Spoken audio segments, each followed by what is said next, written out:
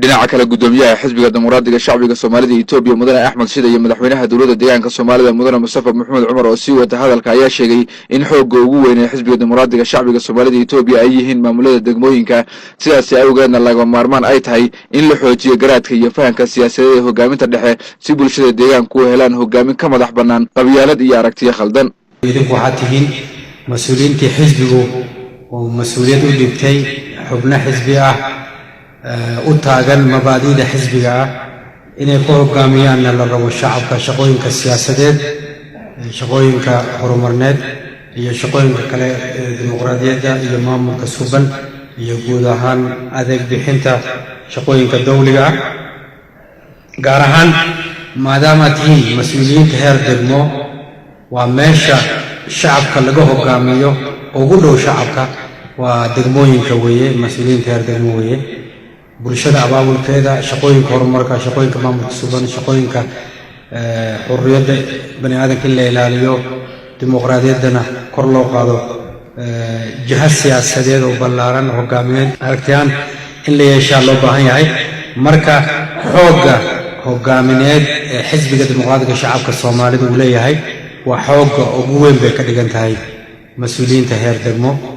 haddii mas'uuliyiin inta in la shacabka ku hogaamiyaan mabaadi'da xisbiga dimuqraadiga shacabka Soomaalida xilkoodana u gutaan si karti sare leh aragti siyaasadeed ku salaysan haddii lagu hogaamiyo nabadgelyada deegaanka laga hirgeliyay dalka laga hirgeliyay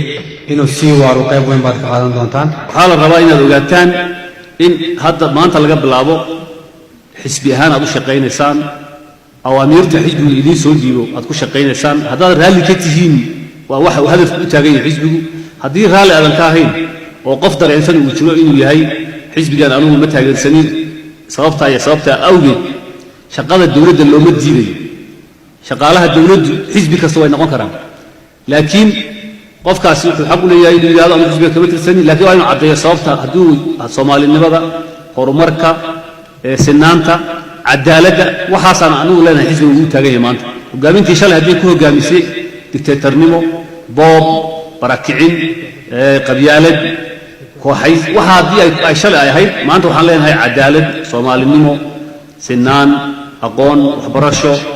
waxa aan ku jihayn ummadeena leenahay fikirkaasi fikir fiican uu yahay ayaan aaminsanahay oo dhamaantii aad qaali ka noqonaysaan marka inaad saa u fahantaan xisbiga qawaaniintiisa aad ixtiraamtaan sida loo shaqeeyo ilaa heer walba aad joogtaan tartan baa soo socda siyaasadeed mustaqbalka tartanadaas la geli doono waxaa la idinka rabaa inaad idinku wax fahansan aad gashaan arrinta kale meesha taala waxa weeye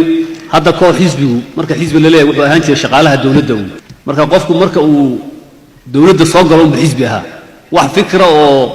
loo bandhigay oo la oranayo xisbigu waxaan uu aaminsan yahay xisbinimadu waa sidan waxana la aaminsan yahay ma jirin cid walba oo dawladda noqoto xisbiga sheegan jirtay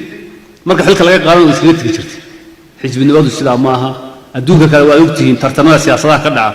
hal xisbi waa 16 sano iska fadhiyo iska suga doorashada oo hoos ka shaqeeya si uu soo baxo waayo waa fikirka xisbinimo lagu kala leexdaa marka in tii ayna dhicin oo qofku marka uu shaqada dawladda qabtana xisbi baan ahay markuu shaqada dawladda ka tagana leeyahay inuuna oran yaan rabnaa inaan ka shaqeyno laakiin taa waxa ka horeysa in xisbigan la sheegaya horta wuxuu u taagan yahay marka hore si